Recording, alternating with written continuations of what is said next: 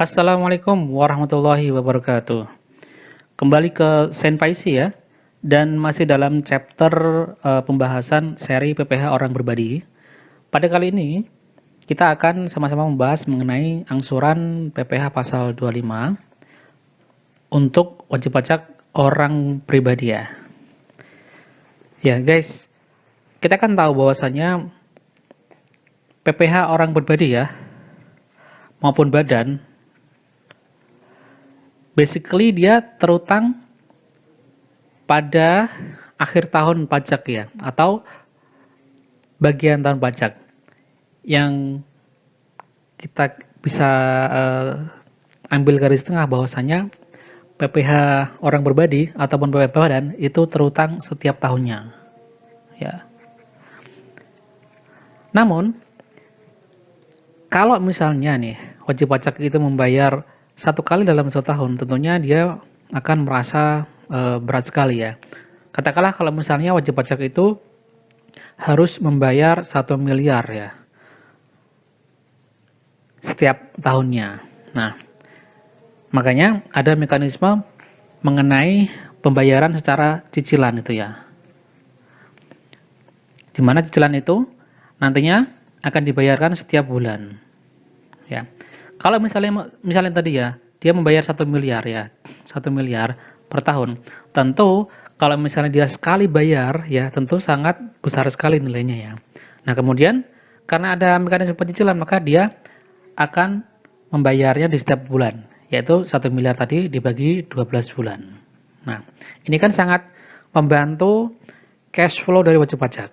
Kalau misalnya sekaligus bayar, itu kan tentu saja cash flow-nya akan terganggu ya. Cuman dengan adanya mekanisme cicilan ini, tentu cash flow-nya bisa di-manage dengan lebih baik ya. Karena adanya pembayaran secara cicilan.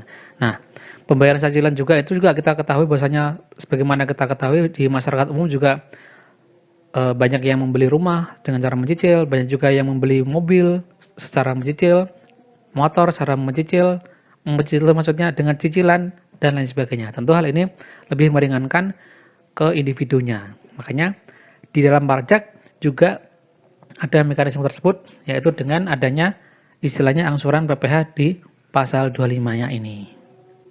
Nah, kita akan membahas lebih lanjut mengenai PPh pasal 25 ini ya pada video kali ini ya. Sebenarnya PPh pasal 25 itu apa sih? Ya. Ya.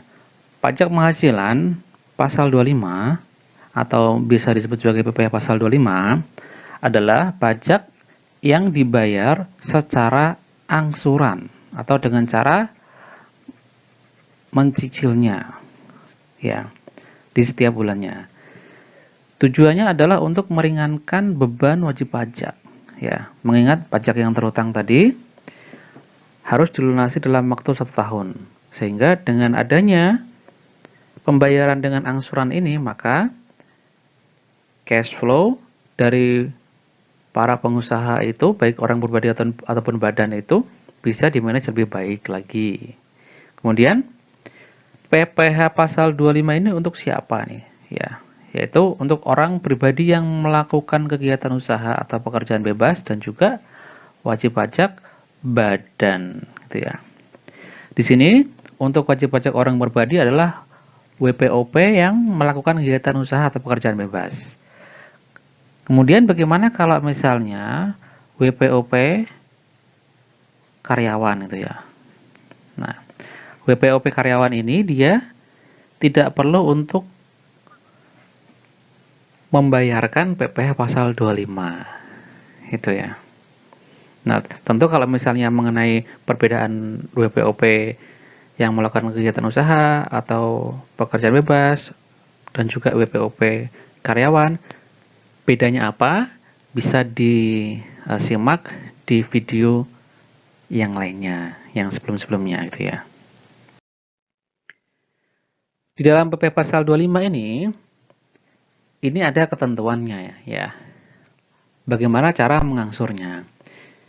Nah, yang pertama adalah ketentuan PPh pasal 25 secara umum nih ya. Dan yang kedua adalah PPh pasal 25 diatur tersendiri. Maksudnya bagaimana ini? Bahwasanya tadi PPh pasal 25 itu kan merupakan PPh yang dibayar secara angsuran gitu ya. Dengan cara mencicil di setiap bulannya.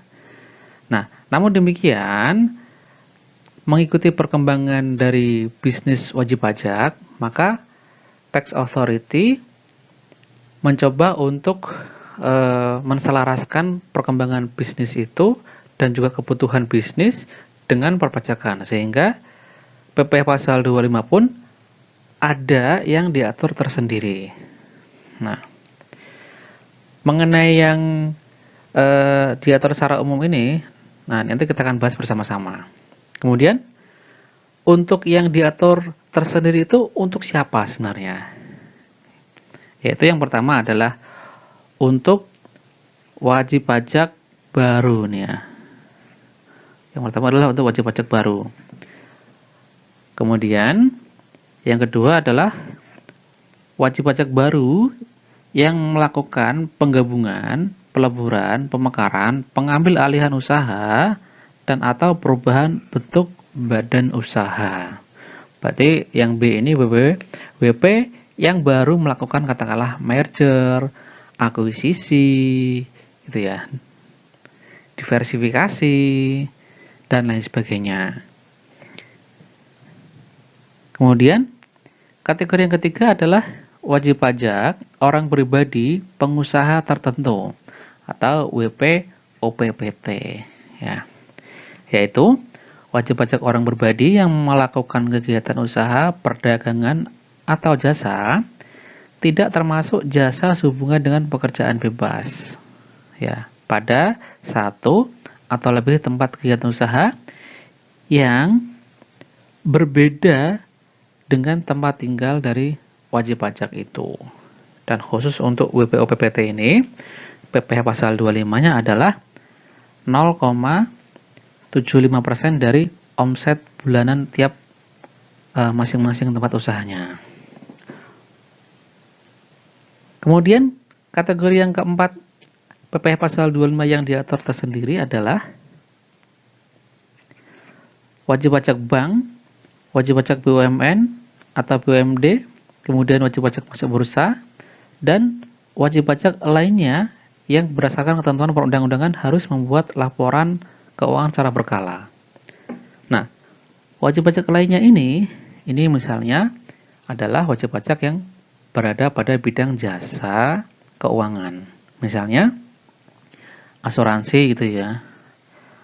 Atau misalnya jasa financing atau pembiayaan gitu ya. Jasa pembiayaan. Dan lain sebagainya, di mana wajib pajak ini diharuskan untuk membuat laporan keuangan secara berkala. Nah, mengenai keempat jenis pengaturan PPh pasal 25 yang diatur secara tersendiri ini kita akan membahas pada video tersendiri ya. Ya. Adapun pada video kali ini kita akan membahasnya mengenai ketentuan PPh pasal 25 ini secara umum. Ya. Tapi kita juga perlu tahu bahwasanya PPh pasal 25 itu juga selain diatur secara umum, juga diatur secara tersendiri. Bagaimana mengenai penghitungan PPh pasal 25-nya atau bagaimana mengenai pengaturan PPh pasal 25-nya itu, di mana PPh tersebut merupakan PPh angsuran. Kita akan membahas mengenai PPh pasal 25 yang diatur secara umum ini ya, yaitu sesuai dengan pasal 25 Undang-Undang PPh ini, gitu ya. Bagaimana cara menghitung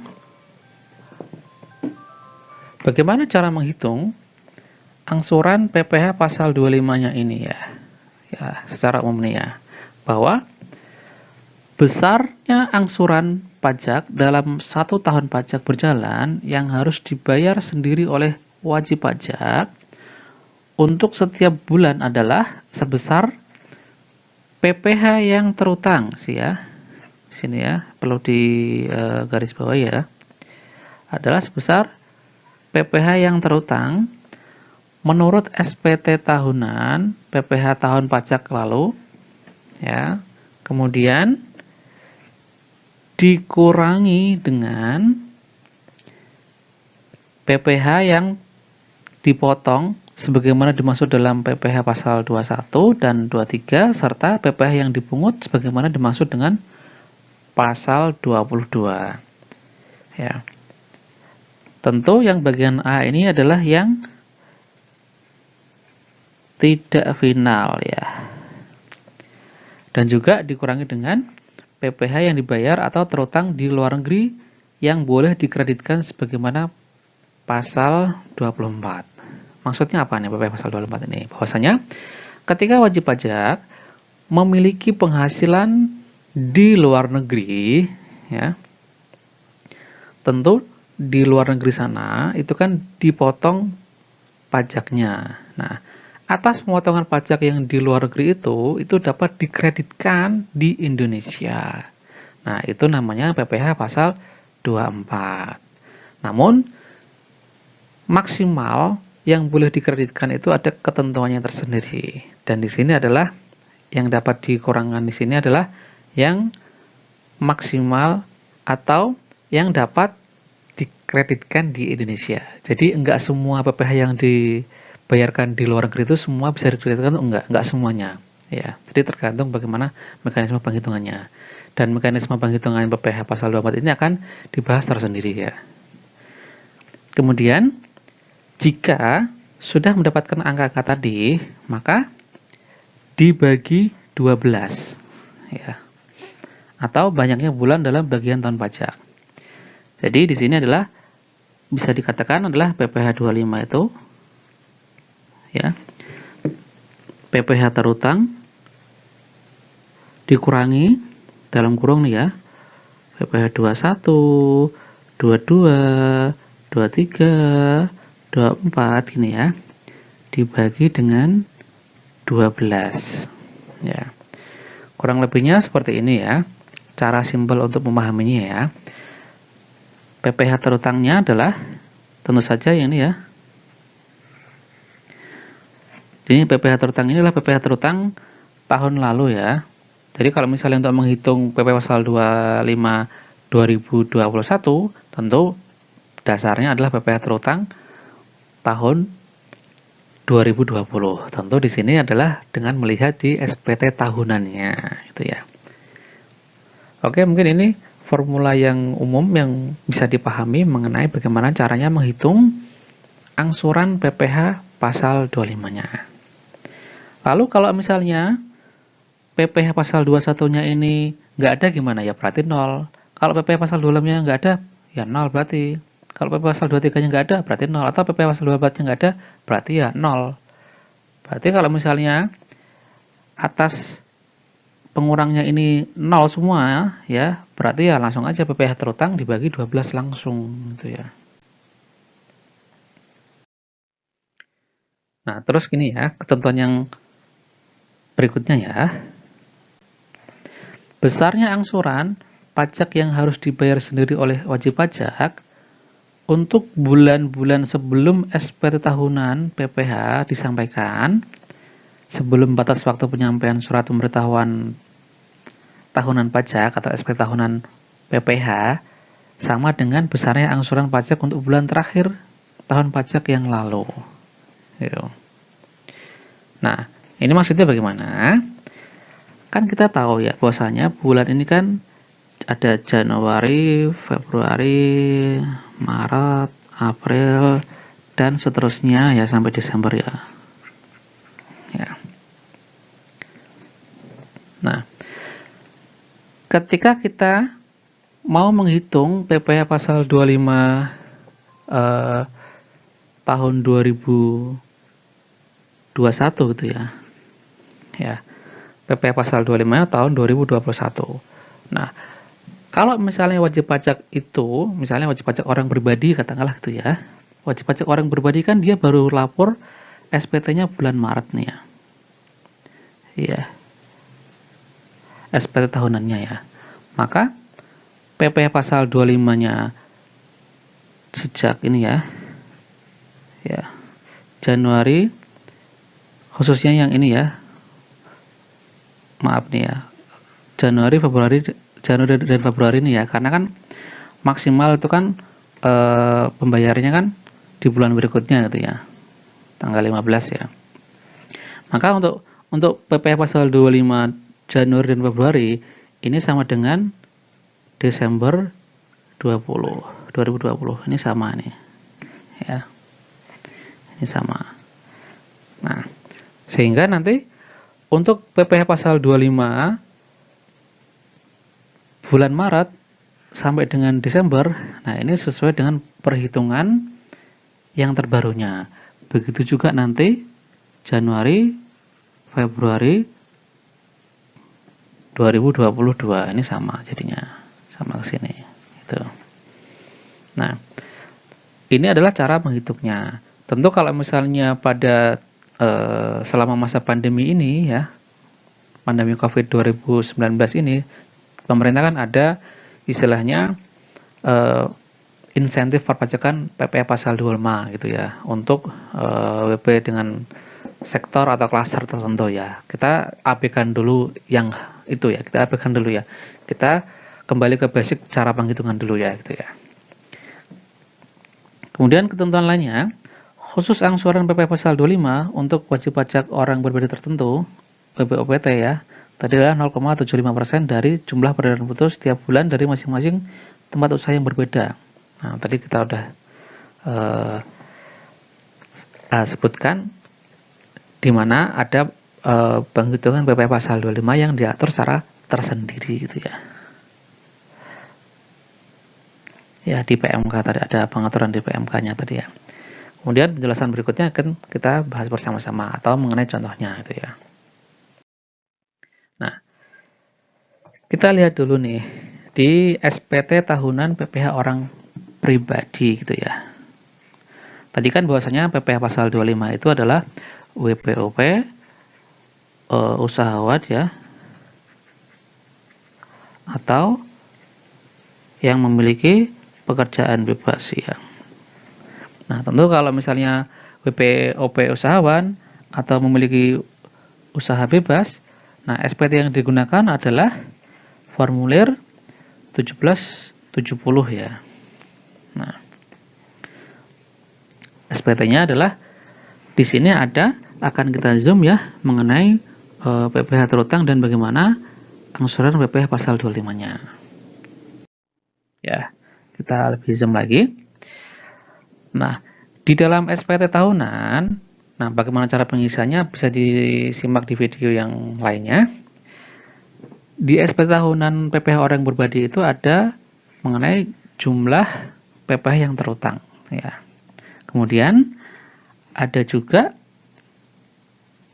PPh yang dipotong oleh atau dipungut oleh pihak lain. Nah, ini adalah PPh pasal 21, 22 gitu ya. 23 gitu ya. Dan juga 24. Nah, di sini posisinya. Kemudian didapatlah PPh yang harus dibayar sendiri atau lebih potong atau lebih pungut. Ya. Kemudian PPh pasal 25 yang dibayar sendiri bulanan pada tahun sebelumnya dan pokok STP PPh pasal 25-nya dan ada kredit pajaknya. Serta ada PPh pasal 29 atau yang kurang bayar pada akhir tahunnya. Nah, kemudian posisi dari PPh pasal 25 untuk penghitungan tahun berikutnya adalah di sini ya. Ada angsuran PPh pasal 25 tahun pajak berikutnya ini ya sih ya. Tahun pajak berikutnya. Nah, ini mengenai hal ini untuk orang pribadi ini ada pilihan tiga pilihan ya, yaitu 1/12 kali jumlah pada angka 16. Nah, ini. Ya, langsung dikali 1/12. Ya, ini adalah sangat mudah sekali. Kemudian ada pilihan perhitungan wajib pajak orang berbadi pengusaha tertentu. WPOPPT tadi ya. Atau perhitungannya adalah dengan lampiran tersendiri. Ya, kalau misalnya tidak memenuhi A atau B, maka dihitung dalam lampiran tersendiri. Biasanya, yang secara umum tentu adalah yang A dan B ini. Ini adalah sangat umum sekali gitu ya. Cuman juga kadang-kadang WP juga melampirkan perhitungan PPh pasal 25 secara tersendirinya itu. Contohnya nanti akan kita berikan dan bahas bersama. Untuk menghitung PPh pasal 25 di tahun berikutnya, ini kita akan memberikan penjelasan atas dua kondisi ya. Yaitu yang pertama adalah kondisi bahwasanya penghasilan wajib pajak orang berbadi semuanya adalah teratur gitu ya. Semua penghasilan wajib pajak orang berbadi itu teratur. Ya. Dan kemudian kondisi yang kedua adalah bagaimana jika penghasilan WPOP itu tidak teratur. Nah, pada kondisi yang pertama di mana penghasilan wajib pajak orang berbadi itu semuanya teratur, maka angsuran PPh pasal 25 itu sama dengan PPh yang harus dibayar sendiri dibagi dengan 12. Ya. Berarti pada poin tadi di SP tadi angka 16 gitu ya. Poin 16 dibagi 12. Jika penghasilannya itu sifatnya adalah teratur gitu ya. Nah, pada penghitungannya kan tadi kalau misalnya penghitungan untuk menghitung PPh terutang di akhir tahun yang nantinya akan dilaporkan di SP tahunan kan seperti ini ya, menggunakan tabel yang seperti ini ya. Maka nanti di sini adalah PPh yang harus dibayar sendiri atau lebih potong tinggal dibagi dengan 12 saja. Gitu. Kemudian penghasilan yang teratur itu sebenarnya apa sih? Penghasilan teratur itu ya. Ya. Penghasilan teratur merupakan penghasilan yang lazimnya diterima atau diperoleh secara berkala sekurang-kurangnya sekali dalam setiap tahun pajak. Minimal 1 kali di setiap tahun pajak. Yang bisa bersumber dari kegiatan usaha, pekerjaan bebas, atau pekerjaan, harta, dan atau modal, kecuali penghasilan yang dikenakan PPh yang bersifat final. Jadi kalau misalnya WPOP itu punya usaha jualan HP, maka setidaknya setiap tahun dia ada penjualan dari HP tersebut. Itu yang namanya disebut sebagai penghasilan teratur. Nah, di sini kita bahas kondisi satu adalah di mana wajib pajak orang berbadi itu memiliki penghasilan di mana semua penghasilannya itu bersifat teratur. Maka tadi PPh pasal 25-nya adalah langsung PPh yang harus dibayar sendiri dibagi 12. Kemudian bagaimana kalau misalnya di kondisi 2 ini ya, di mana terdapat penghasilan neto tidak teratur ya. Maka atas angsuran PPh pasal 25-nya itu tidak bisa langsung dibagi 12 itu nggak bisa ya, maka dia harus dihitung secara tersendiri ya. Contoh untuk penghasilan yang tidak teratur ini adalah misalnya keuntungan selisih kurs dari utang piutang dalam mata uang asing dan juga keuntungan dari pengalihan harta atau capital gain sepanjang bukan merupakan penghasilan dari kegiatan usaha pokoknya, serta penghasilan lainnya yang bersifat insidental. Misalnya, sebuah usaha gitu ya, dia memiliki mobil operasional. Nah, mobilnya ini kan sehari-hari dipakai untuk beroperasi gitu ya, untuk operasional usaha gitu ya. Kemudian mobil ini dijual. Nah, atas penjualannya itu, jika ada keuntungan, ya, ada keuntungan dari penjualannya itu, maka ini merupakan penghasilan yang bersifat insidental. Dan jika ada keuntungannya itu adalah maka disebut sebagai capital gain-nya. Karena tidak setiap tahun wajib pajak itu melakukan penjualan atas fix asetnya itu. Maka untuk PPh pasal 25-nya, untuk penghitungan angsurannya, itu nggak bisa langsung penghasilan yang harus dibayar sendiri dibagi 12, itu nggak bisa. Nah, ini kita kasih contoh ya, penghitungan PPh pasal 25-nya untuk tahun 2018 gitu ya. Nah, ini kita kasih contoh aja, ini angkanya juga kita ambilkan saja. Di sana ada penghasilan neto 572 juta sekian, ada zakat 5 juta, kemudian penghasilan itu setelah zakat atau sumbangan keagamaan 567.500.600 rupiah, sekian-sekian itulah ya. Kemudian kompensasi kerugian yang nggak ada, sehingga penghasilan itu setelah kompensasi kerugian adalah sama dengan yang sebelumnya. Dan PTKP ini kita ambilkan contoh saja, ini contohnya kita random saja ya, bukan yang contoh fix ya. PTKP-nya 67.500.000 sehingga penghasilan kena pajaknya atau PHKP-nya adalah 500 juta rupiah. Gitu ya. Dan ingat, di sini ada pembulatan gitu ya. Pembulatan ke bawah ya. Kemudian kita hitung PPh terutangnya ya sesuai dengan tarif pasal 17 dikali dengan PHKP-nya ya, itu berlevel gitu ya. 5%, 15%, dan seterusnya itu ya. Maka didapat angka 95 juta rupiah. Nah, ada kredit pajak yaitu PPh yang dipotong atau dipungut oleh pihak lain sebesar 71 juta rupiah. Itu bisa dari PPh pasal 21, PPh pasal 22, PPh pasal 23, dan PPh pasal 24 itu ya. Kemudian PPh yang harus dibayar sendiri atau lebih potong adalah 24 juta rupiah.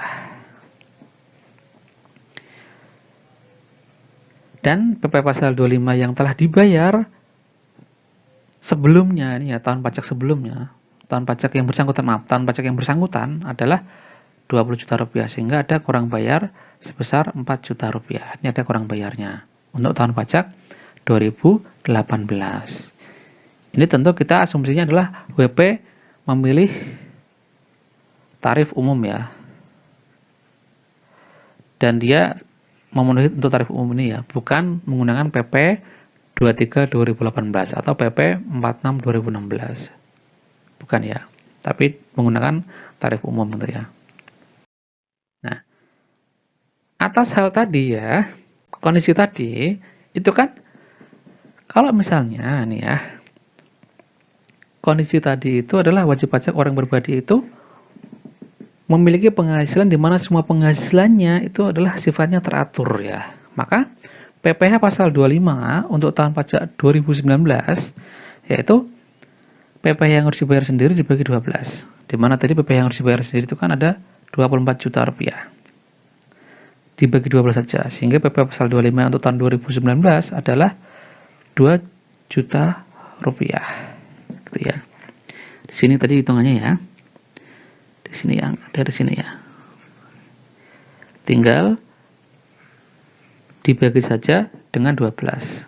Nah, kalau untuk yang ini bukan penghitungan PPh pasal 25 tahun berikutnya ya, tapi tahun 2018 ya. Ini kan untuk yang 2019 gitu. Kemudian kalau misalnya nih kita menggunakan contoh tadi ya, cuman dia terdapat penghasilan itu yang tidak teratur gitu ya. Misalnya nih, dari penghasilan neto tadi ya, 572 juta sekian-sekian ya, terdapat penghasilan neto berupa penghargaan senilai 40 juta. Nah, dari jumlah tadi, ada PP pasal 21-nya yaitu sebesar 2 juta rupiah. Ini PPh pasal 21 atas penghargaan ya. Artinya dari kredit pajak senilai 71 juta, ini ada 2 juta yang berasal dari penghasilan tidak teratur. Ini yang tidak teratur. Berarti ini adalah mekanisme adalah penghitungan PPh pasal 25-nya dilampirkan tersendiri. Ada lampiran tersendirinya tadi. Nah, ini tadi contoh penghitungannya adalah data yang tadi. Kemudian di sini kita hitung ulang PPh pasal 25-nya, ya.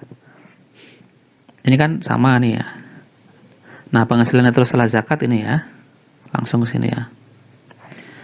567 juta sekian-sekian. Kemudian dikurangi dulu penghasilan neto tidak teratur sebesar 40 juta rupiah. Sehingga penghasilan neto teratur setelah zakat, ini ada sendiri, adalah 527 sekian-sekian. Kompensasi kerugian nggak ada. Penghasilan setelah kompensasi kerugian adalah sama dengan di atasnya. PTKP-nya juga sama, 67.500.000 dan PHKP-nya jadi berubah jadi ya. Karena ada penghasilan yang tidak teratur tadi. Nah, PHKP-nya menjadi 460 juta rupiah. Ini ya. Kemudian dikali dengan tarif pasal 17 didapatlah angka 85 juta rupiah. Jadi dihitung ulang nih ya, 85 juta rupiah. Terus ada kredit pajak tadi ya, dari PPh pasal 21, 22, 23, 24 misalnya tadi ya. Nah, tadi kan jumlahnya ini kan 71 juta ya. Tapi di sini ada 2 juta yang berasal dari penghasilan tidak teratur, sehingga kredit pajak ini tanpa kredit pajak yang tidak teratur adalah 69 juta rupiah. Ya. Dan tinggal dikurangi saja, berarti menjadi 85 juta rupiah ini dikurangi dengan 69 juta rupiah sama dengan 16 juta rupiah. Nah, untuk angsuran PPh pasal 25 tahun berikutnya, ini adalah 16 juta rupiah dibagi 12 sama dengan 1.333.333. Nah, ini kan berbeda dengan yang sebelumnya, di mana tadi kalau ini kan 24 juta bagi 12 sama dengan 2 juta.